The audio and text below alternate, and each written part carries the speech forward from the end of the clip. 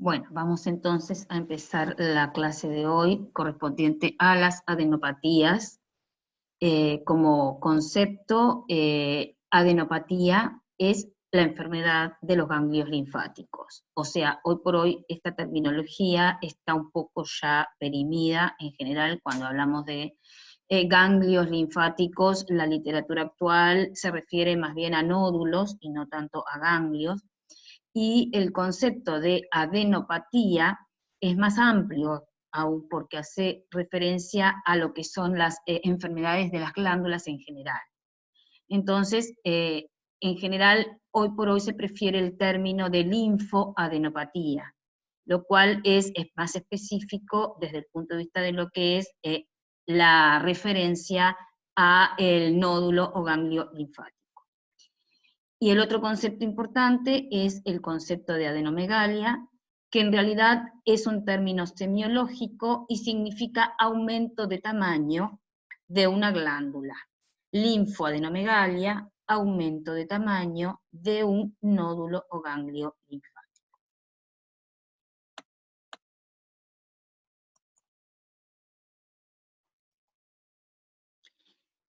Un poco para recordar la anatomía, con respecto a lo que es la cavidad oral y estructuras adyacentes, que es hacia donde la linfa y todo el contenido de desecho que recoge esa linfa en esas regiones va a drenar. Para nosotros los más importantes y las cadenas ganglionares que vamos a tener en cuenta cuando hacemos la semiología son básicamente los ganglios del collar pericervical, sobre todo los submaxilares, submandibulares, y que incluyen a los subangulomandibulares y los submentales. Luego también el grupo de ganglios parotídeos que se encuentran por delante del pabellón auricular en relación a la glándula parótida. El grupo de ganglios mastoideos, que no tienen tanta relación con la cavidad bucal, drenan más bien la linfa correspondiente a pabellón auricular y tegumentos del sector mastoideo. Y finalmente los occipitales, que están un poco más alejados de nuestra área. Es decir, que acá básicamente las cadenas más importantes, las que vamos a priorizar en nuestro examen clínico, van a ser dentro de lo que son los ganglios pericervicales, los ubicados a nivel submandibular y submental. Y luego, una cadena bastante importante donde muchos de estos mismos ganglios vuelcan su contenido, es la cadena de la yugular interna o ganglios yugulocarotídeos que están ubicados en el borde anterior del esternocleido mastoideo. Hay algunas otras, como la cadena cervical transversa, en fin, la cadena espinal, pero que están un poco también más alejadas del territorio que nosotros vamos a encontrar o vamos a examinar, o de la patología que nosotros vamos a poder ver con mayor frecuencia. Después están los ganglios genianos, o sea, los ganglios que están en la cara, que básicamente van a ser los más importantes para nosotros, los que están en relación a la arteria y vena facial, desde el ángulo interno del ojo hacia la comisura, satélites a la arteria y vena facial, y los que se encuentran a nivel malar, ¿verdad? Con respecto a lo que es el estudio de las adenopatías o de las linfoadenopatías de la cara y del cuello, el estudio semiológico siempre va a, ya lo hemos visto en el curso de patología 3, siempre va a comenzar por una historia clínica, donde el interrogatorio es un paso importante. Las preguntas van a estar orientadas hacia las posibles causas de esas linfoadenopatías que nosotros estamos encontrando en nuestro examen clínico cuando hacemos la inspección y la palpación. Y eventualmente, después de hacer nuestro examen clínico, nuestro interrogatorio, nuestro examen clínico y nuestro diagnóstico clínico, que muchas veces ya es un diagnóstico bastante acertado, porque las características clínicas nos brindan certeza de frente a qué tipo de enfermedad que afecta ese nódulo linfático nosotros estamos estamos encontrando, pero eventualmente también en algunos casos vamos a necesitar exámenes complementarios que complementan el diagnóstico clínico y que nos van a dar una mayor certeza respecto a la naturaleza de ese agrandamiento glandular. En el interrogatorio es importante la edad del paciente, comienzo y forma de evolución de la adenomegalia, los antecedentes que puede haber de enfermedades infecciosas, o sea, muchos de estas patologías, de estos agrandamientos, se relacionan con infecciones específicas, también a veces inespecíficas, pero, por ejemplo, un paciente portador de HIV, un paciente portador de una tuberculosis, un paciente que te curse una enfermedad infecciosa aguda, va a tener una importante repercusión a nivel de las cadenas ganglionares. También la presencia de tumores, enfermedades malignas, que pueden dar sus metástasis a nivel de los ganglios linfáticos. También es importante despistar algunos hábitos, como alcoholismo, tabaquismo, sobre todo en relación a lo que son los tumores malignos que pueden aparecer en el territorio oral, en la cavidad oral. Durante nuestro examen clínico, esto también ya es un repaso, lo hemos visto en el curso de Patología 3, es importante la palpación sistemática o sistematizada de todas las cadenas ganglionares, empezando por las cervicofaciales, como están acá, por las cervicales, la collar pericervical. Recuerden siempre que tienen que hacer la palpación con los tejidos blandos, sobre todo músculos no en tensión, o sea, relajados, para poder hacer una palpación correcta. Hay que siempre entonces colocar los dedos contra un plano firme para poder desplazar contra ese plano los nódulos linfáticos que están sueltos en los tejidos y poder palparlos. Cuando palpamos los ganglios submandibulares o submentales, vamos a inclinar la cabeza, luego de posicionar nuestros dedos, vamos a inclinar la cabeza hacia el lado que estamos palpando, vamos a tratar de que esa musculatura se encuentre relajada. Y con respecto a los yugulocarotídeos, aquí localizando el sitio donde se encuentran, en el borde anterior del músculo esternocleidomastoideo, y eventualmente, una vez que hemos localizado la región anatómica donde se encuentra esa cadena, vamos a nuevamente volcar la cabeza y el cuello del paciente hacia el lado que estamos palpando, para así poder facilitar la palpación y desplazar esos nódulos contra en este caso, el plano muscular, que viene a ser el plano más rígido como para poder palpar.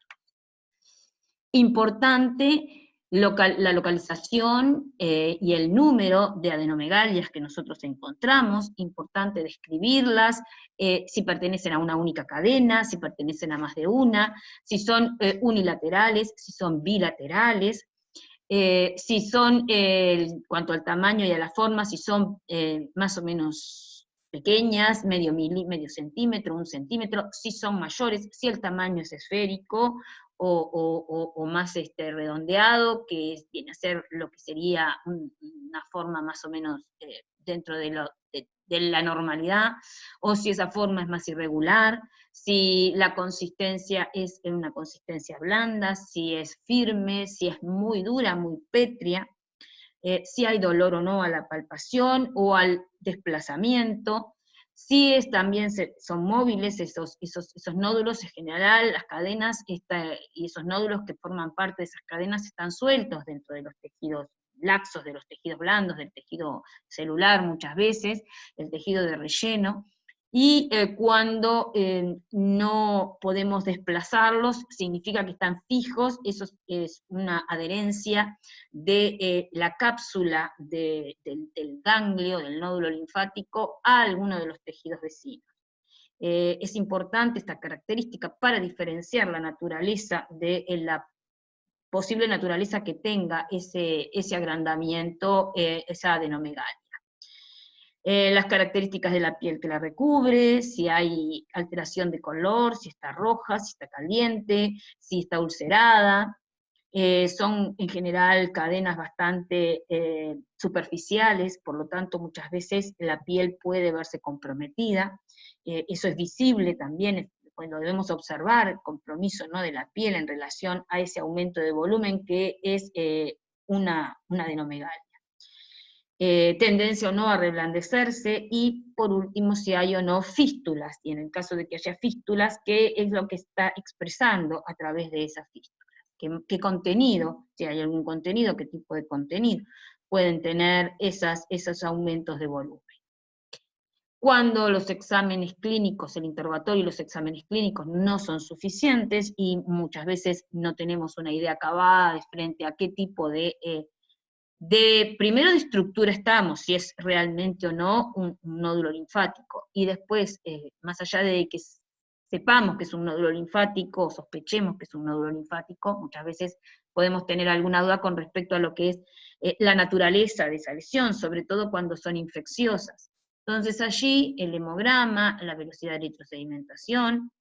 algunas veces alguna radiografía a nivel pulmonar, una radiografía de tórax que puede revelar lesiones ya sea infecciosas o lesiones tumorales a nivel del parénquima pulmonar. La serología, cuando sospechamos, por ejemplo, de un paciente que pueda ser VIH positivo, que pueda ser un paciente portador de sífilis, entonces la serología nos ayuda en estos casos a diagnosticar, afinar nuestro diagnóstico. Y también muchas veces el examen directo del ganglio a través de una punción, que puede ser una punción de aspiración o una punción de aspiración ecoguiada, guiada por una ecografía, para ser más precisos en el sitio donde hay que hacer la punción. Muchas veces no es fácil acceder a estas estructuras si no se tiene alguna orientación, y eventualmente esa punción puede servir para hacer una citología o hacer directamente un abordaje con una biopsia de la estructura del nódulo del ganglio linfático. Y la imagenología, donde nos valemos de repente tomografías o ecografías, para también obtener datos complementarios que nos ayuden en el diagnóstico. Estos agrandamientos que podemos encontrar en los nódulos linfáticos de cabeza, o de cara, mejor dicho, y cuello, básicamente se pueden clasificar según diferentes parámetros o diferentes características por su extensión, y ahí vamos a ver si son generalizadas o son localizadas, es decir, si hay múltiples adenomegalias, y si esas adenomegalias están distribuidas en varias cadenas. Eso generalmente corresponde a una patología o a una causa sistémica, o si son más localizadas, de repente es uno o dos los que están comprometidos, o sea, los que nosotros encontramos como aumentos de volumen anormales, y ahí entonces vamos a pensar en alguna causa un poco más local. También la ubicación, en general las cadenas de cara y cuello que nosotros vamos a observar, vamos a palpar, son bastante superficiales, pero hay algunos otros que son más profundos y que pueden dificultar entonces a veces la inspección o la palpación. El tamaño,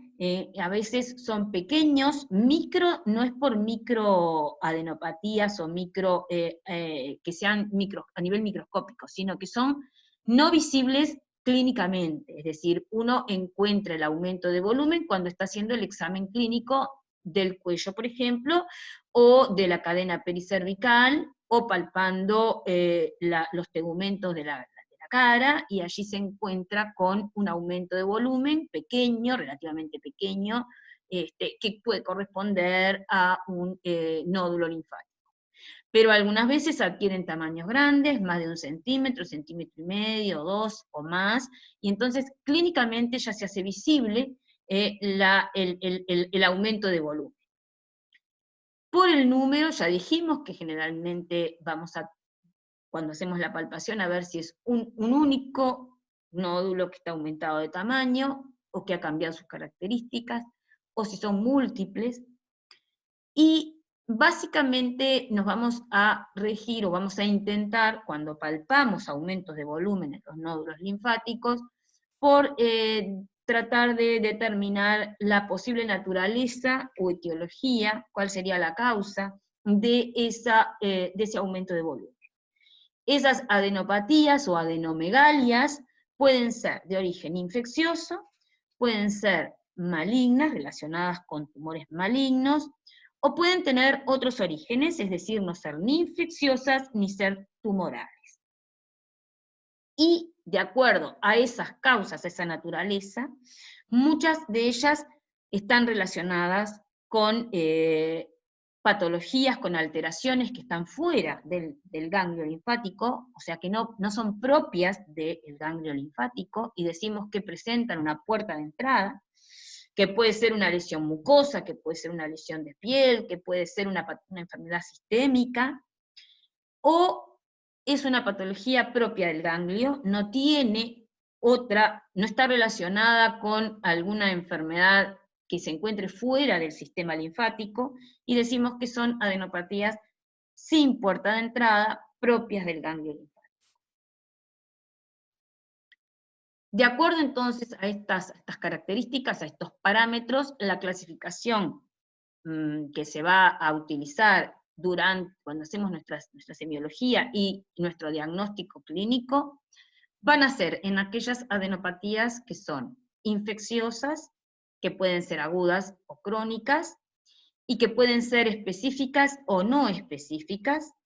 La especificidad está dada por el patógeno que causa la infección, es decir, muchas de ellas son polimicrobianas, no responden a un patógeno específico, y entonces decimos que son adenitis, o sea, adenopatías infecciosas, adenitis, no específicas, agudas o crónicas, o pueden responder a un patógeno específico, relacionarse, por ejemplo, a una enfermedad como la sífilis, como la tuberculosis, como alguna enfermedad infecciosa bacteriana como la mononucleosis, y en esos casos, entonces, vamos a hablar de adenitis, ya sean agudas o crónicas, específicas. Luego tenemos un gran capítulo de adenopatías o aumentos de volumen, adenomegalias, que son de naturaleza tumoral, que son neoplásicas. Estas pueden ser primitivas, propias del ganglio linfático, o sea que no tienen relación con tumores que estén alojados en otro sitio. Son, por ejemplo, las relacionadas a leucemias y linfomas, o pueden ser neoplasias, adenopatías, metastásicas, que son las que van a darse en relación a un tumor primario que está alejado del ganglio, y que a través de metástasis, o sea, de desprendimientos de esas células tumorales, llegan esas células al ganglio linfático, colonizan el ganglio linfático, y allí producen el aumento de volumen o la adenopatía tumoral, que le llamamos metastásica y que sería entonces secundaria a un tumor que está en otro sitio. Y luego tenemos las adenopatías o aumentos de volumen de los ganglios linfáticos que tienen orígenes, que reconocen otros orígenes que son muy variados, enfermedades sistémicas de tipo inmunitarias, autoinmunitarias, algunos tipos de medicamentos que también pueden provocar como efecto adverso la aparición de estas lesiones, algunas otras enfermedades de naturaleza supuestamente inmunitaria, pero no todavía muy aclarada, ¿verdad? Como la sarcoidosis, es decir, múltiples otros posibles orígenes que no están muy bien determinados muchas veces. Con respecto a lo que son las adenopatías infecciosas, vamos a ver aquellas, como dijimos, agudas, inespecíficas y específicas, y crónicas también, inespecíficas y específicas. Dentro de lo que son las adenitis agudas inespecíficas, estas van a estar provocadas por gérmenes, en general gérmenes banales, o sea, gérmenes banales, no existe la banalidad, porque todos son patógenos, pero son desde el punto de vista de la patogenicidad relativamente benignos, o sea, no demasiado agresivos, y están presentes muchas veces en la flora nativa de la cavidad oral, que es una flora mixta. Entonces, no podemos determinar muchas veces, y no interesa muchas veces tampoco determinar, cuál es específicamente el germen que produce ese aumento de volumen. Son, en general, relacionadas a procesos dentarios o mucosos, es decir, cuando encontramos estas adenopatías, por ejemplo, submandibulares o submentales, y tienen características de una adenitis aguda inespecífica, en general hay focos dentarios, focos sépticos a nivel, por ejemplo, de enfermedad paradencial, a nivel de focos crónicos periapicales, o agudos periapicales que se agudizaron, o alguna lesión mucosa, como pueden ser aftas, como pueden ser lesiones traumáticas, ¿verdad?, que van a provocar entonces esa reacción a nivel del tejido linfoide que se encuentra en el ganglio linfático, con una respuesta inflamatoria excesiva que produce la adenitis, o sea, el aumento de volumen de origen inflamatorio. Esas adenitis pueden ser, desde el punto de vista de la evolución, cuando son agudas, pueden estar en diferentes estadios, pueden ser serosas, que sería el primer estadio, pueden ser supuradas, o pueden ya afectar todo lo que tiene que ver con los tejidos periganglionares, con todo el tejido que se encuentra de soporte, que se encuentra alrededor del ganglio, y producir muchas veces lo que conocemos como, o vemos como un adenoflemo. Ya es una infección que se encuentra por fuera de los límites del ganglio linfático. Las adenitis agudas serosas son la inflamación que es la inflamación que está dentro de los límites de la cápsula ganglionar, y que en la cual todavía no hay supuración, o por lo menos no hay una franca supuración. Hay básicamente un edema de tipo seroso. Es decir, llega el patógeno, en este caso, o el agresor, que en este caso sería una bacteria de la cavidad bucal, llega a través de la linfa al ganglio linfático, y allí se establece esa reacción inflamatoria inespecífica como respuesta a ese agresor, donde se va a tratar de contener la infección y se va a tratar de destruir el agresor. Eso va a ocurrir todo dentro del ganglio linfático, donde están la gran concentración de células T y de células B. Sobre todo las T son las que van a reaccionar en este caso. Esa inflamación que está dentro de los límites de la cápsula ganglionar puede afectar uno o varios ganglios, y van a producir un edema, un exudado seroso con edema, y eso clínicamente se va a traducir en un aumento de volumen. El ganglio va a ser palpable porque va a aumentar su tamaño, entonces lo vamos a poder palpar nosotros. En general no llega a ser clínicamente evidente, pero sí palpable. Se vuelven dolorosos porque hay un exudado y una inflamación aguda, que una de las características de los signos cardinales de la inflamación aguda, si ustedes recuerdan, es el dolor, entonces se vuelven dolorosos, sobre todo dolorosos a la palpación. Móviles, son todavía desplazables, y en general, como el edema es un poco más profundo y la respuesta no es tan exagerada, la piel que los recubre todavía se encuentra con un color normal, no se encuentra eritematosa ni aumento de calor a la palpación. Si continúa el proceso y no se consigue contener allí la infección, van a comenzar a haber ya una respuesta mayor con destrucción, con lisis de células, tanto de células bacterianas como de células células defensivas, y comienzan a aparecer piocitos, y eso empieza a generar pus. Entonces se va a producir una colección purulenta en principio dentro de los límites de la cápsula ganglionar, es decir, en principio va a estar confinada al nódulo linfático y su cápsula, pero ya con una respuesta mayor, con un aumento de tamaño, que a veces es visible clínicamente, como desde acá en la foto, ¿verdad? Y muchas veces ya comienza a haber un toque en el tejido vecino, o sea, en la parte de todos los tejidos periganglionales, con una periadenitis. Aumenta entonces no solamente el tamaño, sino que aumenta el dolor, aumenta la coloración a nivel de la piel, se empieza a ver un poco más enrojecida la piel, y ya no es tan sencillo, ya no es tan fácil moverlo, deslizarlo, porque comienza a haber una infiltración de la cápsula por el pus y por toda esa respuesta inflamatoria que hay, y entonces no llega a ser tan desplazable como en las primeras etapas.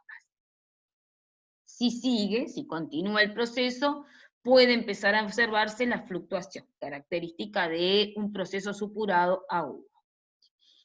En el caso de que se comprometan demasiado los tejidos vecinos, o sea que el proceso se escape de lo que es el límite de la cápsula y comprometa sobre todo el tejido celular que rodea a esos ganglios, a esos nódulos linfáticos, lo que se va a encontrar es una supuración a nivel sobre todo el tejido celular de relleno, donde se encuentran esas cadenas ganglionares. Y ahí ya va a haber signos funcionales más intensos, va a haber un dolor espontáneo, que se exacerba con los movimientos, con el habla, con la palpación, que puede irradiarse, pueden comenzar a haber signos generales, como un aumento de la temperatura corporal, o sea que puede empezar a haber, el paciente puede empezar a tener fiebre, puede tener dificultades para dormir, por el dolor, por las molestias, dificultades para alimentarse, puede empezar a haber cuadros de deshidratación, y desde el punto de vista local vamos a encontrar una mayor tumefacción, un mayor aumento de volumen, y acá sí, franco rubor, franco dolor a la palpación y aumento de temperatura. Hay que hacer un diagnóstico diferencial de este adenoflemón, donde el proceso infeccioso y la supuración comenzó dentro del ganglio linfático, y luego desde allí se extendió hacia los tejidos periganglionares, de otras posibles colecciones purulentas que haya en la zona, sobre todo en la zona relacionada con el ángulo de la mandíbula, en la zona submandibular y subángulo mandibular, que pueden ser colecciones purulentas que también se localizan en esta topografía, pero donde la supuración comienza fuera del ganglio linfático. Por ejemplo, cuando hay un proceso infeccioso a nivel de una molar inferior, de las raíces de un molar inferior, y a través del hueso ese pus va a drenar hacia el tejido celular que rodea a la mandíbula, el tejido blando, ¿verdad?, que está en los espacios submandibulares, y originar allí lo que conocemos como osteoflema. Ese sería un diagnóstico diferencial que a veces, dependiendo de la etapa evolutiva, no es tan sencillo. Saber si la supuración comenzó en una pieza dentaria y por vecindad llegó al tejido celular de la zona submandibular, o si fue un ganglio linfático de la submandibular, de la cadena submandibular, que comenzó con una supuración y llegó a comprometer los tejidos blandos, vecinos. En general, cuando el osteoflemón es mucho más frecuente que el adenoflemón, desde el punto de vista de la prevalencia, es más común encontrar celulitis en la zona submandibular, originadas en procesos infecciosos dentarios, y no en nódulos linfáticos. Pero básicamente también cuando uno está haciendo el examen clínico, encuentra siempre la zona más relacionada a esa colección purulenta en los tejidos blandos, encuentra el vestíbulo bucal bastante comprometido. que habitualmente eso es lo que nos permite hacer el diagnóstico entre el osteoflemón y el adenoflemón, en donde ese surco vestibular se va a encontrar libre, porque el proceso infeccioso comenzó fuera del hueso. Es decir, no tiene relación directa con los dientes, con las piezas dentales. Y después el otro elemento anatómico en esa zona que también puede eventualmente provocar una infección supurativa es la glándula submaxilar, alguno de los prolongamientos anteriores de la glándula submaxilar, donde eventualmente si hubiera una infección a nivel de la glándula submaxilar, de la glándula salival submaxilar, podría eventualmente también provocar algún tipo de compromiso con supuración de los tejidos blandos. O sea que diagnósticos diferenciales entre osteoflemón, que son las celulitis perimaxilares, adenoflemón, que es la etapa más, digamos, más severa de una infección que pueda comenzar dentro de un ganglio linfático, y una infección de la glándula submandibular. Luego están las adenitis agudas específicas, que son menos comunes, menos frecuentes. En general responden a una etiología viral, bacteriana o parasitaria que tenga un curso agudo, pero es una bacteriología ya más específica. Y normalmente el compromiso de los ganglios linfáticos son uno de los signos clínicos de esa enfermedad, que tiene muchas otras manifestaciones, y que entonces a través de todo ese conjunto de manifestaciones clínicas, nosotros podemos ir haciendo nuestro diagnóstico. Es decir, enfermedades como infecciosas virales como varicela, rubiola, mononucleosis infecciosa, primoinfección herpética, o el propio SIDA, producto del VIH, van a tener, además de manifestaciones sistémicas bastante características, cada una de ellas, posibilidades de que haya un toque a nivel, un compromiso de las cadenas ganglionares en todo el organismo, no solamente las pericervicales y las del cuello, sino que también puede haber otras cadenas en otros sitios de la anatomía que se encuentren también involucradas, porque son enfermedades sistémicas, es decir, generales. Pero tenemos que tener en cuenta que, bueno, que en algunos casos también pueden responder las adenitis que nosotros encontramos en nuestro territorio, de cabeza y cuello, a alguna de estas patologías que son sistémicas y que son de evolución aguda. ¿Ah? La rubiola, por ejemplo, es en la rubiola, que es una enfermedad infecciosa de los niños, que está bastante controlada hoy en día por las vacunas, o sea, se ve poco, da se expresa poco, está muy controlado, pero en el caso de que haya aparición de un foco, que un niño pueda desarrollar una rubiola, en general el compromiso a nivel de los ganglios linfáticos es bastante precoz y es bastante importante. O sea que hay adenopatías bastante frecuentes y grandes y dolorosas. Es un virus linfotropo, por lo tanto tiene apetencia por los tejidos linfáticos, el virus que provoca la rubiola. Y bueno, y dan adenopatías en toda la economía, en todo el organismo, ¿verdad? Y muchas veces precoces, es decir, aparecen primero esos ganglios y después empiezan a aparecer las lesiones más típicas, ¿verdad? A nivel de piel de la rubiola. Pueden persistir inclusive varias semanas después de que fue controlada la enfermedad y que desaparecieron las manchas a nivel de la piel. Otras de las infecciones que pueden cursar o que cursan con un toque ganglionar importante, con mucha expresión a nivel de las cadenas ganglionares, es la mononucleosis infecciosa. Las adenopatías también aquí son bastante tempranas, y se dan sobre todo a nivel cervical. O sea que es importante considerar esto, porque si bien puede haber en otros sitios, las adenopatías cervicales en la mononucleosis infecciosa se dan en forma bastante precoz, y a veces incluso antes de que aparezcan otros signos de la enfermedad, como puede ser la angina, como puede ser la fiebre, como puede ser el dolor muscular. Entonces, a veces podemos nosotros encontrar un paciente que tiene relativamente joven, porque la mononucleosis infecciosa es de pacientes jóvenes, es de adolescentes, de jóvenes, y y bueno, y si llega cuando nosotros lo encontramos, estamos haciendo nuestro examen clínico, múltiples adenopatías, no le encontramos posible puerta de entrada a nivel de la cavidad oral, tenemos que pensar de repente en algún tipo de infección sistémica, viral, como puede ser la mononucleosis infecciosa. Los herpes, también la prima infección herpética, que en general el herpes es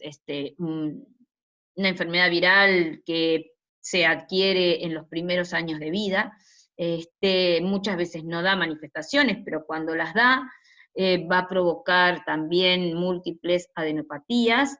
bastante dolorosas, pero inmediatamente se instala un cuadro general, y bueno, y eso nos permite hacer el diagnóstico, porque hay lesiones vesiculares bastante típicas de lo que es la infección por el virus del herpes. Y por último, el SIDA, que hoy por hoy también es una enfermedad crónica, que está bastante controlada, pero que tiene una presencia importante de poliadenopatías, y que muchas veces ese compromiso ganglionar, más allá de que el paciente esté controlado, tenga su enfermedad cronificada, va a tener siempre alguno o varios nódulos linfáticos que de repente pueden estar expresándose, porque son bastante frecuentes. Con respecto a lo que son las enfermedades bacterianas agudas, que van a provocar adenitis agudas, la escarlatina y la llamada enfermedad por arañazo del gato, común en niños, que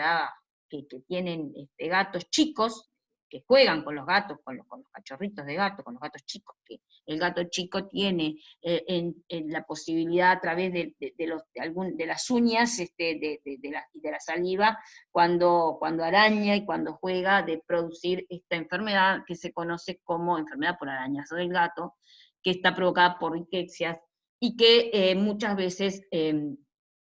cursa con una gran cantidad de adenopatías, sobre todo a nivel cervical y axilar, dependiendo un poco de la zona donde están los arañazos, pero la mayoría de las veces son en la cara o en los brazos, porque juegan con los gatitos y bueno, y empiezan a aparecer entonces esas adenopatías dolorosas, persistentes, ¿verdad? Que bueno, que hay que despistar por el interrogatorio y después por análisis de laboratorio. La toxoplasmosis también es otra enfermedad producida de tipo parasitaria, producida por el Toxoplasma gondii, y que sobre todo tiene mucho que ver también con los gatos, y que sobre todo pero va a provocar en la etapa aguda una síndrome febril no muy específico, que se puede confundir con una viremia, con una gripe, con un estado gripal, múltiples adenopatías, ¿verdad? Y es importante despistarla porque la toxoplasmosis en mujeres, sobre todo en gestantes, puede inducir abortos.